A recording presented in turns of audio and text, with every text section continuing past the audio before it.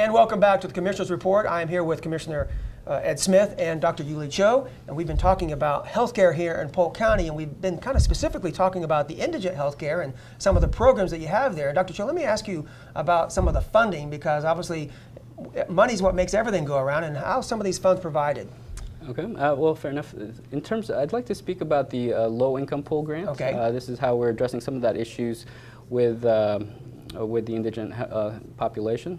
What that is that it was a partnership with Lakeland Regional, Peace River Center, the Peace River Center, as well as the Indigent Healthcare Plan to open up the medical access and help with ED diversion. In the health department, it's enabled us to increase adult health access at 3 of our sites located in Lakeland, Auburndale, and Haines City. For the dental services, it's enabled us to increase preventative care for the adult population. So we've done great work. But in terms of how we're funded overall, though, in the health department, our funding sources are very diverse. 25% of our funds come from state, 30% from the federal government, 25% from insurance reimbursements and other fees, and 20% from county contributions, as well as grants. The trends in terms of the overall funding has been variable year to year. Funding has decreased overall over the past few years, and we found that the biggest factor, especially last year, has been that transition to managed Medicaid and the changes in Medicaid reimbursement. You know, one thing I know that maybe while funding may differentiate between years to years, but the demand seems to always continue to go up. That's for sure. So the funds certainly need to be there to match the demand. It's amazing when you look at dental. Specifically dental partnerships has been a big part of that. You know, you mentioned some of the facilities you have, the Florida Department of Health, but also just partnering with other people in dental care. And partnering is a good way to make better use of our money, I would imagine.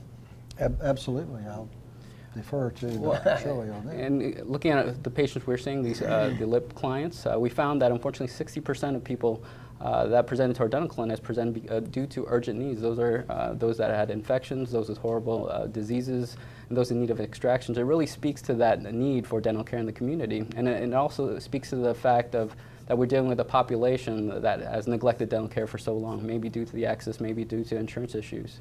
And obviously one of the solutions to that is strong community partnerships. One of our biggest partners has been the Indigent Healthcare Plan. They've been able to increase that medical as well as dental accesses to people, again, that can not otherwise get those services. Is a big part of this effort you were talking about just the education to get the word out to people that these services are out there, because a lot of times people, they don't do anything with their teeth until the pain is so great they have to do something, and that's not a good way to manage your health. But maybe they're not always aware of all the services that are out there, which is a good reason why we're talking about this here right now. We've got to get the word out somehow, don't we? Absolutely. I would certainly agree with that, and that's part of the program, of course, is education and educating people of the importance of regular checkups, not only of your health or your body, but your eyes and your teeth, and it all goes together, taking a medical term, a holistic approach, I guess, huh? that we all look at it that way, and unfortunately some people look at dental health as I don't know, kind of an add-on, and the really big effect of having good dental health is to improve your appearance. And they say, well, I'm not really that concerned about my appearance. But poor dental health, and that just affects the overall health of your body. Right. So if you don't pay attention to that, you're just increasing and inviting other illnesses. I completely agree, and like you said, education is the key, and it really goes to the core of what we do in public health, which is prevention. Mm-hmm. And we mean education in the broader sense of the word. If you educate somebody on the importance of a good diet and exercise, then it will address the obesity issue and chronic disease issues. If you educate people on the importance of abstinence or safe sexual practices, you're addressing the teen pregnancy rates and the STD rates. So again, education is the key to all of this. I imagine educating the kids is sometimes the best way, because then they sometimes educate their parents. Absolutely. We have a minute or less to go, so I know real quickly there are some highlights that you want to mention before we get done in terms of some of the good programs and success there with the Department of Health. Why don't you share with us a few of that while we have some time? Well, again, the LIP has enabled us to meet that need for primary care as well as dental care, and we hope that it continues to be funded and sustained. We've done some great work with obesity through community partnerships with the Building a Healthier Polk organization led by by Polk Vision. This is the third year in a row that they're addressing the obesity issue, and obesity is a huge concern also in this county.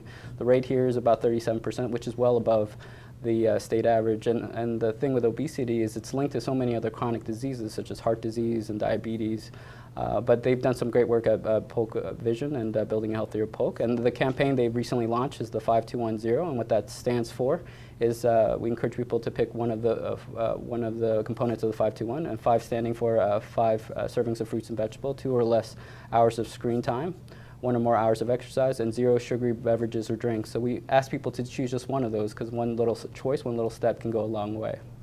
Unfortunately, the time goes by very quickly. Dr. Choe, I thank you so much for being here on the Commissioner's Report, doing a great job there with keeping us updated and handling all these needs. And Commissioner Smith, this is a big need in Polk County, so we're going to be continuing, I'm sure, to be talking about this for quite a while. Absolutely, and I would like to thank Dr. Choe also for coming. Thank you for the invitation, and thank you for having me. And we thank you for joining us, and we hope you'll join us again for another edition of the Commissioner's Report, where we're looking out for you, the citizens here in Polk County. Take care, everyone.